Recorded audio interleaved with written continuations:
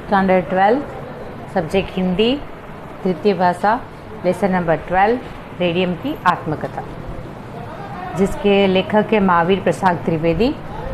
ये निबंध है, इसका प्रकार है निबंध आत्मकथा। विज्ञानी की वार्ता से ली गई है, जिसमें रेडियम नामक पदार्थ के आविष्कार और उनकी यात्रा का आत्मकथनात्मक शैली में वर्णन हुआ है।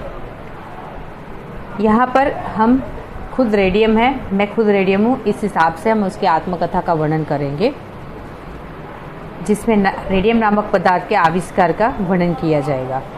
ब्रह्मांड के अनंत तथा काल्पनिक गेह में और काल से अपरिचित तथा अपरिच्छिन्न गर्भ में मेरी उत्पत्ति हुई थी, मेरी यानी रेडियम की। रेडियम अकेला निराधार उस अनंत शून्य में बहुत वर्षों तक इधर उधर घूमता रहा। परमाणुओं की एक ज्योतिमय धारा ने मुझे यानी कि रेडियम को चारों ओर से घेर लिया। कई अरब वर्षों तक रेडियम देखा कि मैं अत्यंत जलती हुई और उत्तम वस्तु का एक अंश हूँ। इस जलती हुई अवस्था में रेडियम युगों तक पड़ा रहा।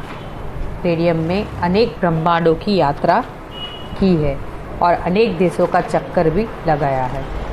उस अग्निकुंड में जाकर जब वो गिरा, जो सिकुड़ते सिकुड़ते पृथ्वी बन गया। रेडियम पृथ्वी के ऊपरी भाग का रहना नहीं चाहता था। रेडियम पृथ्वी के ऊपरी भाग में रहना नहीं चाहता था, क्योंकि यात्रा करते करते रेडियम बहुत ही थक गया था और उसे आराम करना आवश्यक था। बहुत सी खनिज धातुओं के साथ उसकी मित्रता हो गई थी।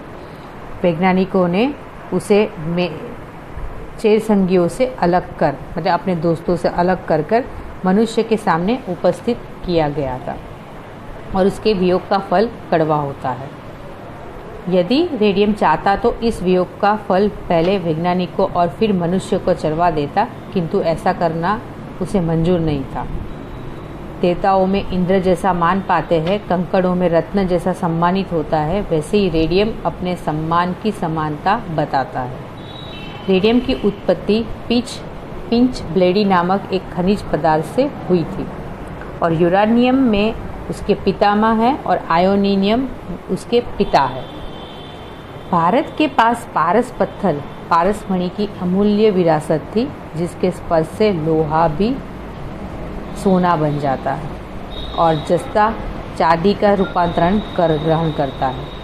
यह पत्थर पहले भारतवासियों के पास था, अथवा यो कहो कि वे एक निम्न श्रेणी के धातु को उच्च श्रेणी की धातु में परिणित करने की रीत जानते थे, किंतु पश्चिमी वैज्ञानिकों ने इसे एक कोयल यानी कपोल कल्पित वस्तु बतलाया और इसकी हंसी उड़ाई। इस तरह वह अन्यों के पास चली गई। तो रेडियम का कहना है कि मेरा मूल्य अधिक है, मैं संसार की सभी वस्तुओं में बहुमूल्य, मेरे एक कण का जितना दाम है उतने में सोना और प्लेटिनियम ढेर से ढेर मिल सकते हैं। मेरी बहुमूल्यता का अनुमान तुम इतने से ही कर सकते हो कि आल्पिन के सिरे के बराबर मेरे एक छोटे से टुकड़े का दाम 75,000 रुपये होता है। लंदन के मिडल सेक्स हॉस्पिटल में मेरे 2 कण हैं। ये इतने छोटे हैं कि बिना खुरदुरबीन के देखे नहीं जा सकते, पर इतने ही छोटे कणों की कीमत 30,000 रुपये है। वे कांच की नली में भली भांति सुरक्षित रखे जाते हैं। रेडियम यानी कि रेडियम से 3 प्रकार की किरणें बराबर निकला करती है। उन्हें तुम खाली नरी आंखों से देख सकते नहीं है। रेडियम कहता है कि मैं अपनी किरणों के साथ परमाणुओं को भी विकीर्ण करता रहता हूँ। यदि मेरे किसी मिश्रण को पानी में कुछ देर तक दो तो तुम देखोगे कि मैं अपना रंग गिरगट की तरह बदलता हूँ। पहले तो मैं पीले रंग का रहूँगा, किंतु धीरे धीरे रंग बदलते बदलते मैं गुलाबी रंग का हो जाऊँगा। फिर मुझे पानी में मिलाकर रख दोगे तो मैं बड़ा गुल खिला दूँगा। पानी से जितना चाहो उतना उज्जन और असोजन जमा कर लो, मेरे पास का तापक्रम अन्य स्थानों के तापक्रम से अधिक रहता है। नासूर के रोगियों की चिकित्सा मेरे द्वारा की जाती है। हजारों रोगियों की जान मेरी बदौलत बच जाती है। मैं हजारों लाखों वर्षों तक अपना प्रकाश नहीं खोता। मैं एक धातु की छड़ के सिरे पर बैठकर प्रतिदिन किसी रोगी के घाव को कुछ देर तक देखता हूँ। घाव के निटक जाते ही मेरी प्रकाश किरण घाव पर पड़कर उसके विष को दूर कर देती है। मेरा यह किरण विकिरण एक अद्भुत दृश्य है। मेरी किरण तथा परमाणु जिस समय पर्दे पर पड़ते हैं उस समय ऐसा मालूम होता है कि अंधेरी रात में करोड़ों तारे आसमान में चमक गए हैं। यदि एक बार भी मुझे अपने हाथ से स्पर्श करते तो मैं उसका मज़ा तत्काल चखा देता।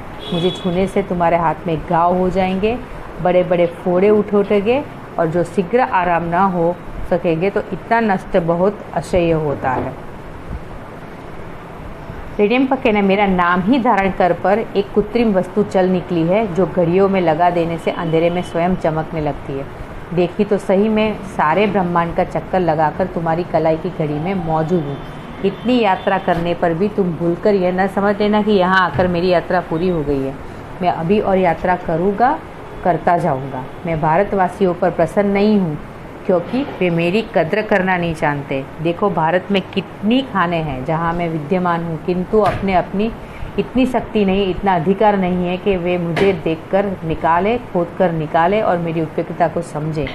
तुम मुझे आदर की दृष्टि से देखो, तुम मेरी उपयोगिता को समझोगे, मेरी कदर करना सीखोगे तो मैं तुम्हारा दास बनने को तैयार हूँ। कवि लेखक ने यहाँ पर रेडियम के आविष्कार की बात की और वो क्या क्या हमारे लिए कर सकता है, उससे हमें क्या क्या मिलता है, उससे कई इतने सारे रोग भी दूर हो जाते हैं। उसका सविस्तर वर्णन, काल्पनिक वर्णन उन्होंने हमें यहाँ पर बताया, जो एक आत्मकथा के स्वरूप में हमको दिखाया गया है।